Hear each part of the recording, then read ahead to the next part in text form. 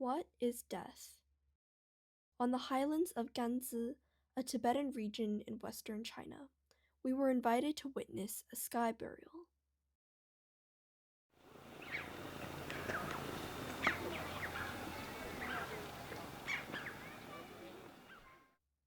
In a final act of generosity, the body, now considered an empty vessel, is returned to the world.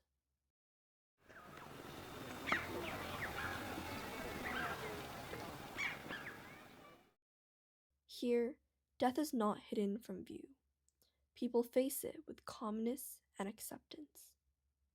What allows them to meet the inevitable this way? To search for answers, we immersed ourselves in the daily lives of local Tibetans.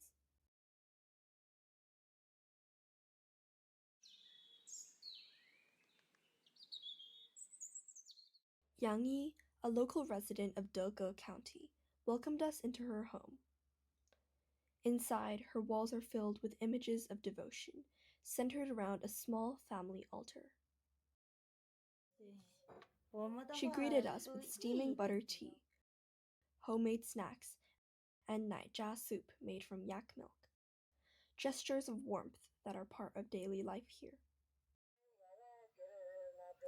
As we finish the warm bowls of naija soup, a prayer wheel turns quietly in the corner, its mantra repeating without pause. For Yang Yi, spiritual practice is woven into everyday life. Much of her time is spent making tata, small clay figures of the Buddha offered in prayer.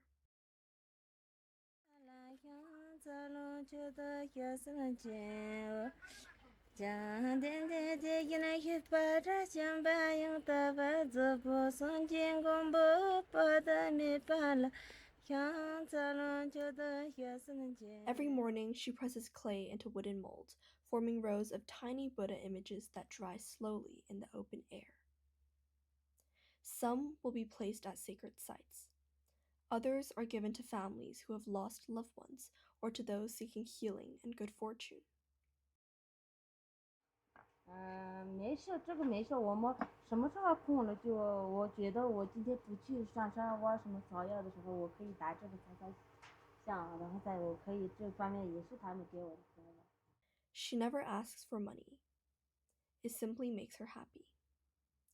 For Yang Yi, small acts like these are part of spiritual practice, quiet acts of kindness that bring peace in this life and prepare for what comes after.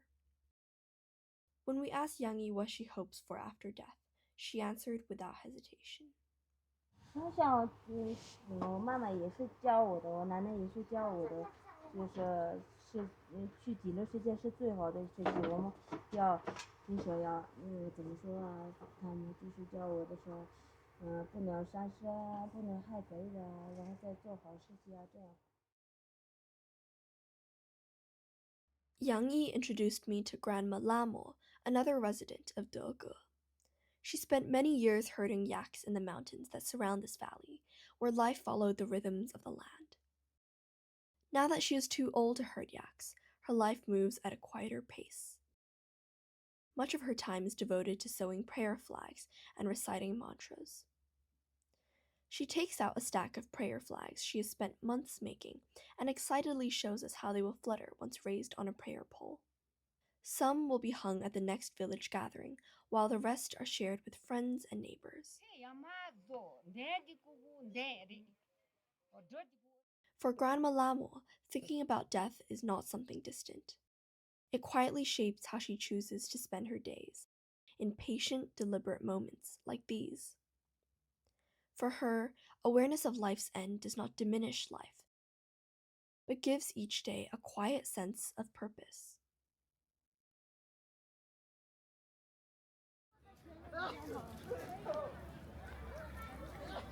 The Summer Chum Dance is the village gathering everyone has been waiting for all year. Villagers from nearby valleys make their way to the courtyard of the Tashi Temple. Families arrive early, greeting friends and neighbors as they find places to watch.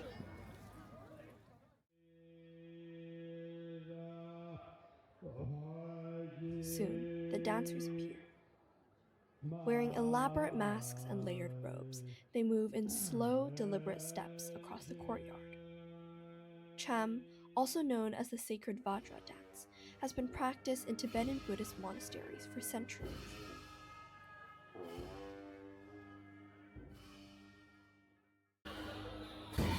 When the drums sound, the dancers set aside their ordinary identities, and through mask and movement, the ancient stories begin to unfold. The dances depict stories of Guru Padmasambhava and powerful protector deities confronting destructive forces in a world of impermanence. For the villagers who gather here, the Cham dance embodies spiritual teachings and is believed to bring blessings. But just as importantly, it is a moment when the whole community comes together, sharing stories, laughter, and the rhythms of life that continue despite its passing nature.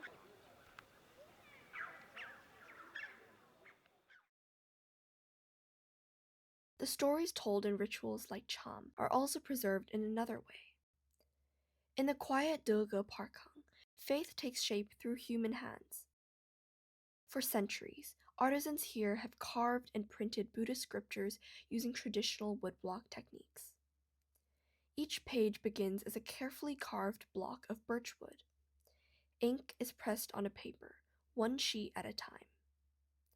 Today, the printing house preserves more than 320,000 woodblocks, including the complete Kangyur, a vast collection of Buddhist teachings.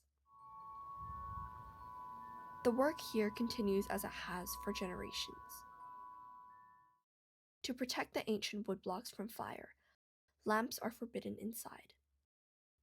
The artisans work only by natural light.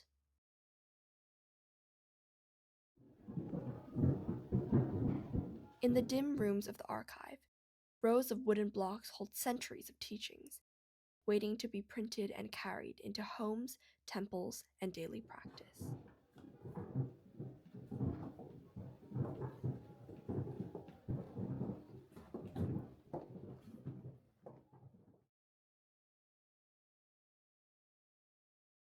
Yet, even within a life shaped by these teachings, grief and fear still find their place.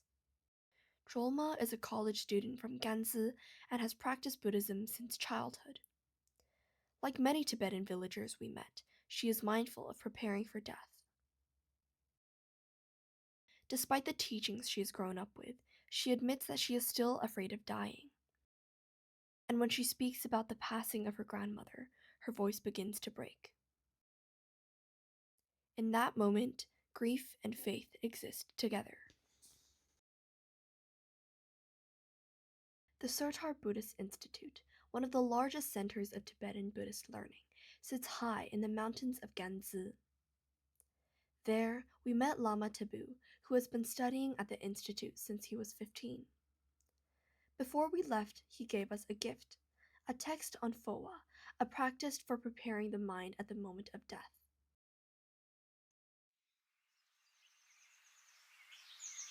Reflecting on death, he explained, is meant to remind people how they choose to live.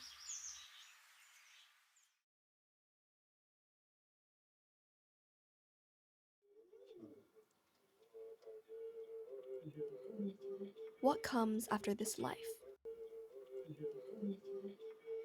In Ganzi, reflections on death appear quietly in everyday practice, in prayer, in kindness, and in the rhythms of community life. Reflecting on death does not take life away. It shapes how people choose to live each day.